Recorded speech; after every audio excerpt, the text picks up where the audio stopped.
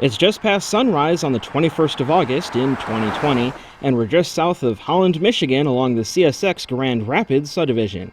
Here we found the gates lowering for Amtrak's Pere Marquette, which was recently reinstated following annulment during the early days of the pandemic.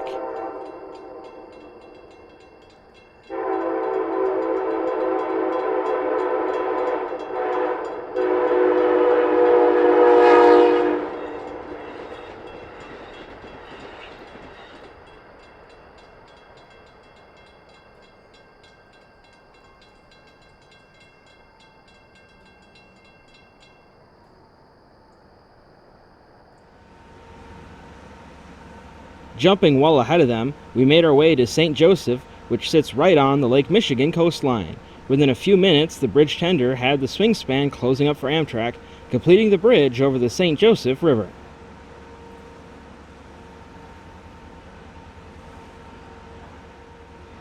Moored alongside the bridge this morning is the Samuel de Champlain, a cement-carrying tug barge who will be departing a bit later this morning.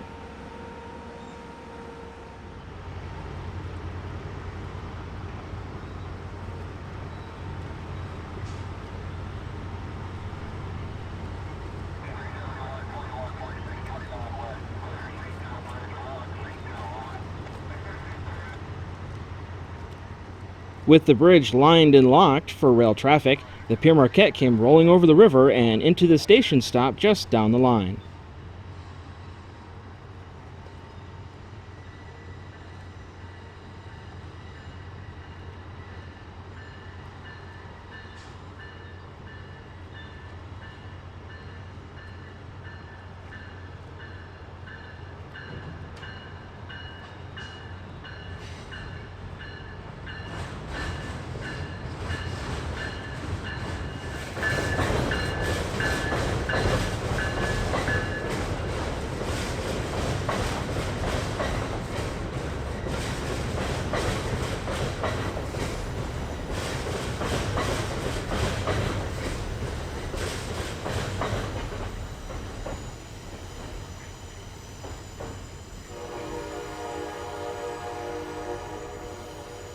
With no trains due in the immediate future, the bridge tender quickly set to work reopening the span for river traffic.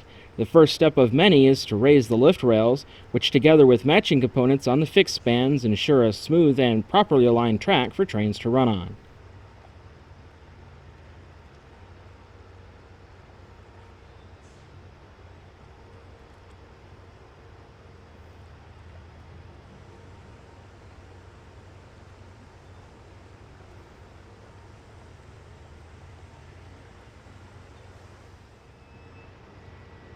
Next, the bridge shoes are raised. These 4 legs, one at each corner of the span, hold the bridge in place and provide vertical support, helping carry the immense loads undertaken by the bridge.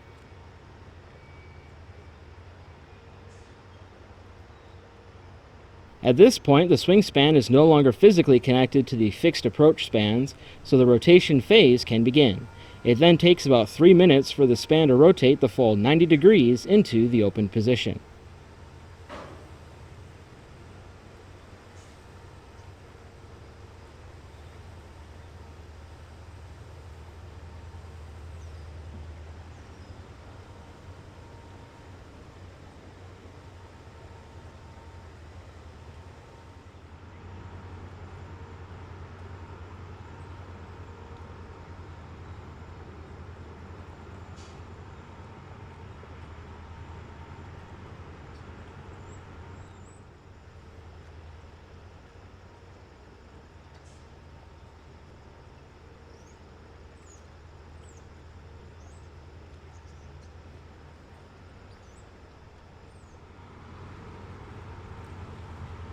This morning, only a few fishermen are out and about on the water, but as with any nice summer day in these parts, the river will soon be full of recreational traffic of all sorts.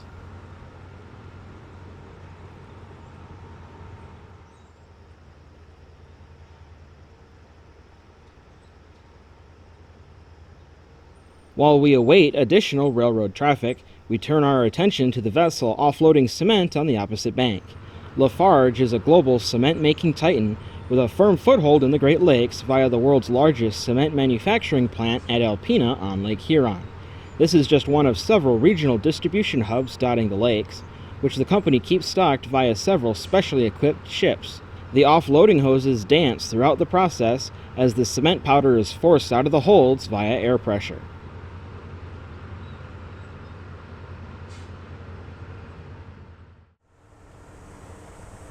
About 2.5 hours after Amtrak trundled over the bridge, the next train to approach was CSX's Q327, a daily manifest operating between Wyoming Yard in Grand Rapids, Michigan, and Bar Yard in Chicagoland. The bridge closing procedure is the exact reverse of the opening steps, except for the additional care needed to line up the ends with the fixed spans.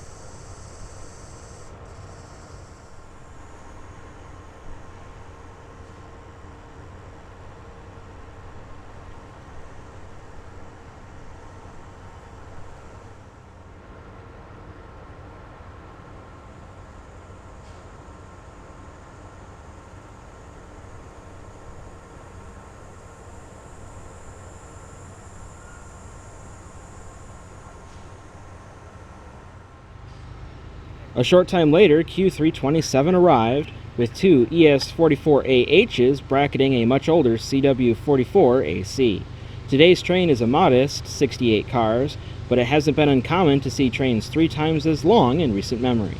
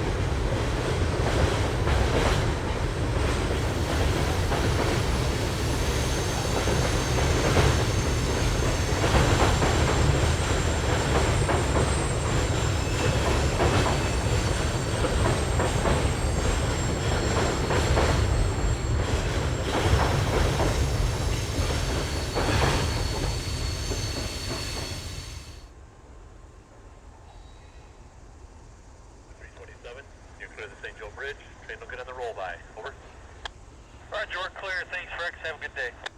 Thanks, you're the same. St. Joe Bridge out.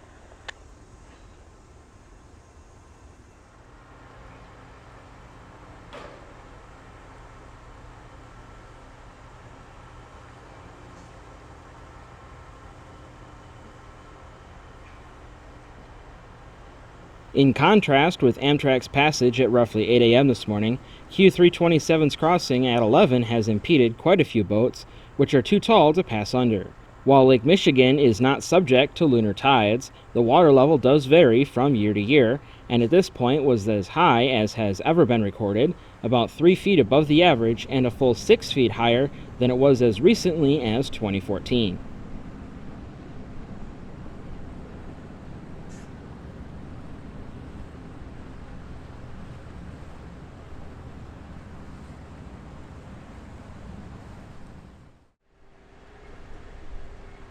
With their offload complete and the bridge back open, the Samuel Day Champlain was ready to depart. It's worth noting that there are actually two separate vessels here, with the barge Innovation being handled by the tug at the rear. The Champlain fits into the notch at the stern of the barge, so they act as one integrated unit. The tricky process of centering themselves in the channel and not hitting the bridge in the process begins by releasing the mooring lines, while the tug pushes ahead to counter the river current, and the bow thruster keeps the bow firmly planted against the seawall. Once the captain is satisfied that they are in a stable condition, the tug begins to direct water towards the side of the channel, thereby pushing the stern out towards the middle of the river. The bow thruster continues to pin the hull against the seawall up front, allowing the stern to swing clear of the fixed spans and into the open channel.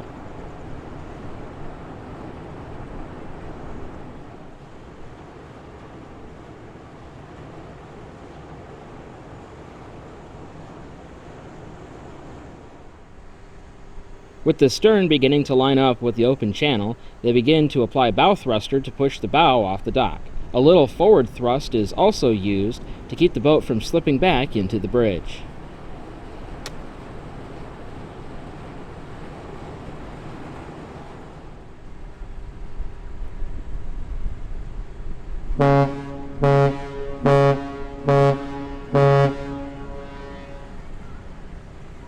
While the ship is run by professionals, most of the recreational boats are not. The horn salvo is a signal to anyone else in the river that the big guy is on the move and to stay clear. In shipping, the law of tonnage applies. The bigger boat typically gets the right of way, as they are much harder to maneuver.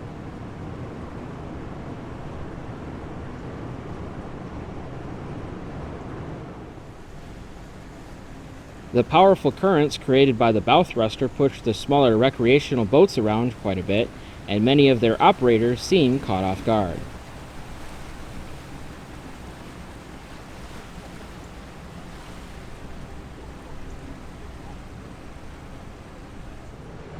From this point, it's all about controlling momentum for the ship's crew. While we're used to talking about how hard it is to stop a train, it's even harder to stop a ship, and they don't even have any brakes. The bridge does have protective piles in case of a collision with ships or boats, but nobody wants to need them.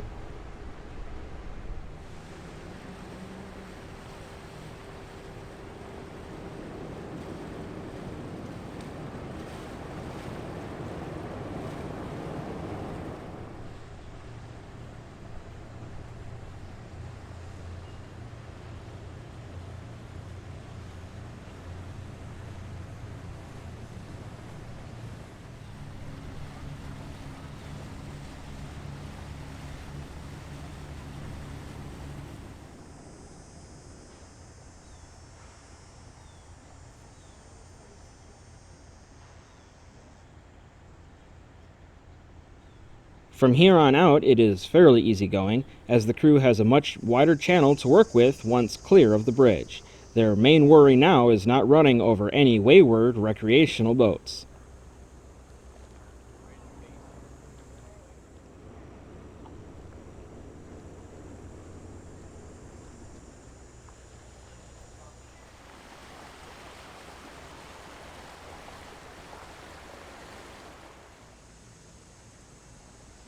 By the time they were back out in the open lake, the bridge tender had the swing span rolling back into position for railroad traffic, with Chicago to Grand Rapids manifest train Q326 due to arrive shortly.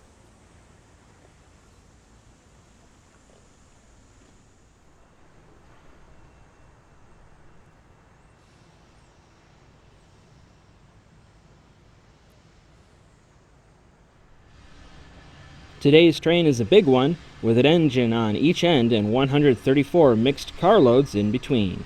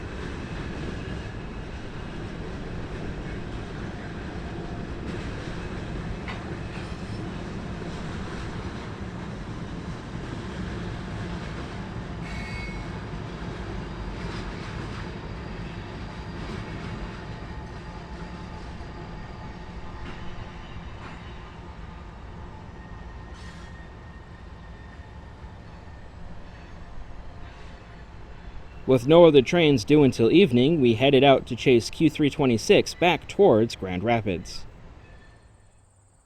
We first caught up with them again at East End Grand Junction, where the South Haven branch of the Michigan Central crossed until it was abandoned in 1973.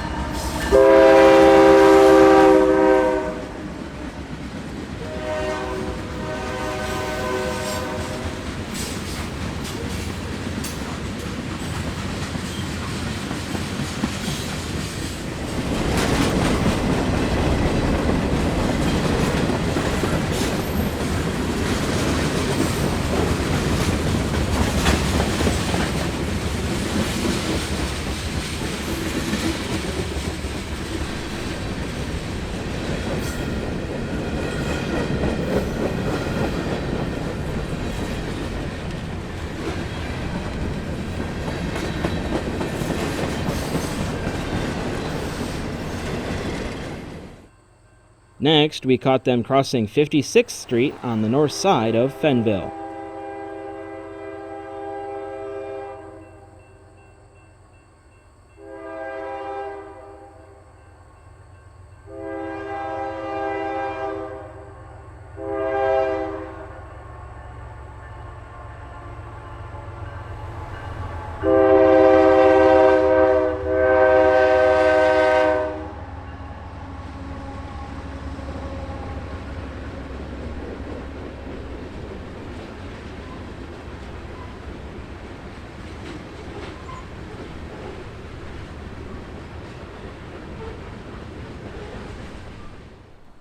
While Q326 frequently makes a set out here at Waverly Yard, on this day it was canceled due to a lack of service hours remaining for the crew.